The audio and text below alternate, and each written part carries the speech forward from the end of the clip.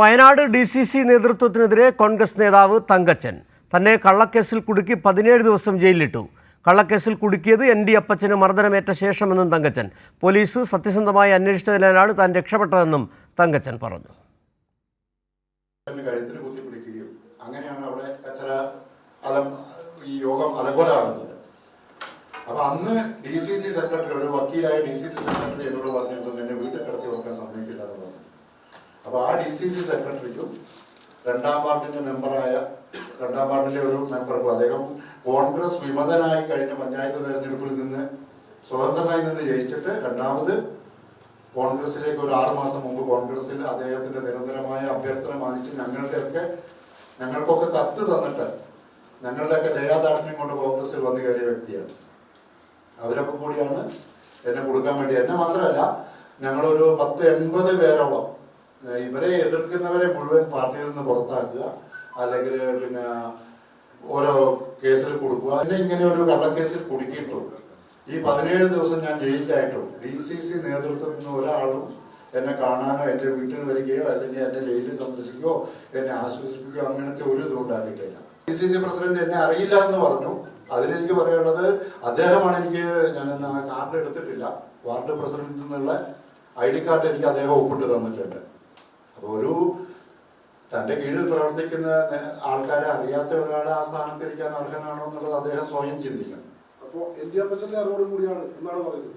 അറിവുണ്ടാകും. അത് എന്തായാലും അന്വേഷണം, പാർട്ടിതല അന്വേഷണവും പോലീസ് അന്വേഷണവും വരട്ടെ. വിവരങ്ങളുമായി ഇപ്പോൾ PV ജോഷ്ല ചേരുകയാണ്. ജോഷ്ല, ഏതായാലും തങ്കച്ചൻ പറഞ്ഞത് വളരെ പ്രധാനപ്പെട്ട ഒരു കാര്യം, പോലീസ് സത്യസന്ധമായി അന്വേഷിച്ചതുകൊണ്ട് താൻ രക്ഷപ്പെട്ടു. വയനാട് DCCയിലെ പകയാണ് ND അപ്പച്ചൻ ഉൾപ്പെടെയുള്ള ആളുകൾക്ക് മർദ്ദനമേറ്റതിന് പിന്നാലെ തങ്കച്ചനെ വീട്ടിൽ നിന്ന് മദ്യമടക്കം പിടികൂടുന്ന സാഹചര്യം ഉണ്ടാകുന്നു. വളരെ കൃത്യമായി തന്നെ തങ്കച്ചന് കാര്യങ്ങൾ മനസ്സിലാക്കുന്നു, മാധ്യമങ്ങളോട് വിശദീകരിക്കുകയും ചെയ്തു. DCC സെക്രട്ടറി അടക്കം പറഞ്ഞാണ് നിന്നെ വീട്ടിൽ കിടത്തി ഉറക്കില്ല എന്ന തരത്തിൽ പറയുകയും ചെയ്തു. വല്ലാത്ത ക്രൂരതയാണ്.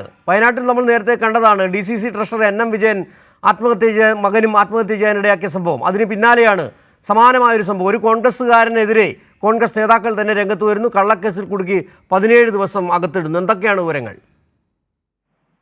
സിജു, വയനാട് DCCയിൽ നേതൃവഴക്ക് രൂക്ഷമായിക്കൊണ്ടിരിക്കുകയാണ്. ഇപ്പോൾ IC ബാലകൃഷ്ണൻ, ND അപ്പച്ചൻ എന്നിവരുടെ പോരിന്റെ ഇരയായി മാറിയ പുതിയ ആളാണ് കാനാട്ടുമലയിൽ തങ്കച്ചൻ. കോൺഗ്രസിന്റെ പുൽപ്പള്ളി വാർഡ് പ്രസിഡന്റ് കൂടിയാണ് ഇദ്ദേഹം. ഇദ്ദേഹത്തിന്റെ വീട്ടിലെ കാർപോർട്ടിൽ നിന്ന് സ്ഫോടക വസ്തുവും കർണാടക മദ്യവും കണ്ടെത്തിയതിനെ തുടർന്ന് കോൺഗ്രസ് വാർഡ് പ്രസിഡന്റായ ഇദ്ദേഹത്തെ തങ്കച്ചനെ പോലീസ് റിമാൻഡ് ചെയ്യുകയായിരുന്നു. പോലീസ് പിടികൂടി റിമാൻഡ് ചെയ്യുകയായിരുന്നു. പക്ഷേ ഇതിൽ പോലീസിന് വലിയ പ്രശ്നമില്ല എന്നുള്ളതാണ് ഇന്ന് തങ്കച്ചൻ വാർത്താ സമ്മേളനത്തിൽ പറഞ്ഞ കാര്യം. കാരണം തന്നെ കുടുക്കിയത് തന്റെ തന്നെ നേതാക്കളാണ്. കോൺഗ്രസ് നേതാക്കളുടെ ഗ്രൂപ്പ് വഴക്കിന്റെ ഇരയാണ് താനെന്നാണ് അദ്ദേഹം പറഞ്ഞത്.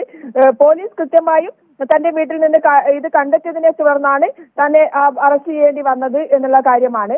അവർക്ക് മറ്റൊന്നും ചെയ്യാനില്ലായിരുന്നു. എന്നാൽ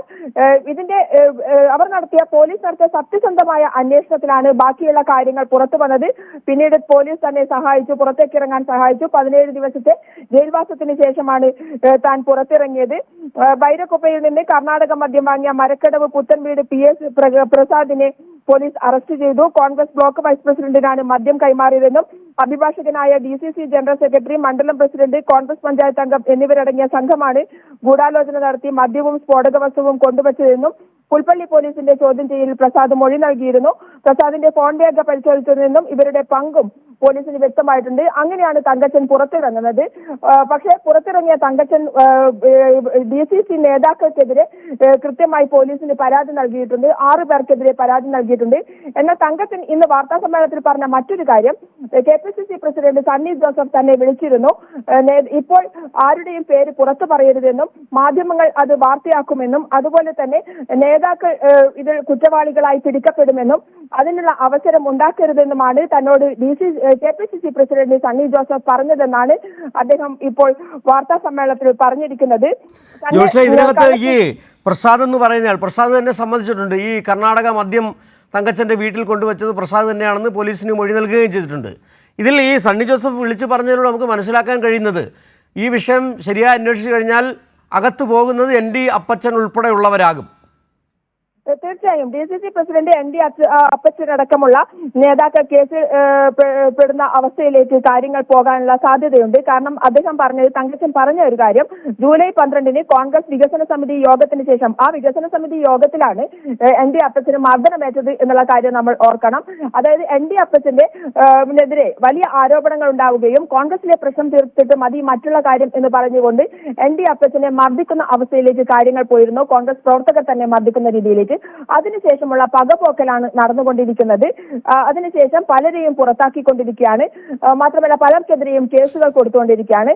അത് അന്ന് തന്നെ DCC secretary, DCC president ND അപ്പച്ചന്റെ സാന്നിധ്യത്തിലാണ് തന്നെ വീട്ടിൽ കിടത്തി ഉറക്കില്ല എന്ന് പറഞ്ഞത്.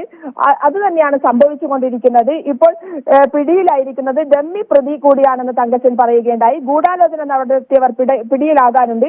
എതിർക്കുന്നവരെ പ്രതിയാക്കാൻ ഒരു വിഭാഗം നേതാക്കൾ ശ്രമിച്ചുകൊണ്ടിരിക്കുകയാണ്. 17 ദിവസം ജയിലിലായിട്ടും DCC നേതാക്കൾ ആരും കാണാൻ വന്നില്ല.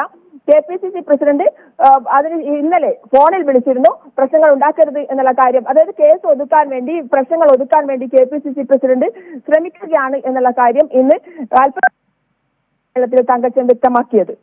ശരി, PV ജോഷിലെയാണ് വയനാട്ടിൽ നിന്നുള്ള വിവരങ്ങൾ നൽകിയത്. കള്ളക്കേസിൽ കുടുക്കി കോൺഗ്രസ് നേതാവിനെ കോൺഗ്രസുകാർ തന്നെ അകത്തിട്ടു. പോലീസ് സത്യസന്ധമായ അന്വേഷണം നടത്തിയതിനെ തുടർന്ന് തങ്കച്ചന് ജയിലിന് പുറത്തിറങ്ങാൻ ഒരു സാഹചര്യം ഒരുങ്ങുകയും ചെയ്തു. വിവരങ്ങളാണ് PV ജോഷില നൽകിയത്.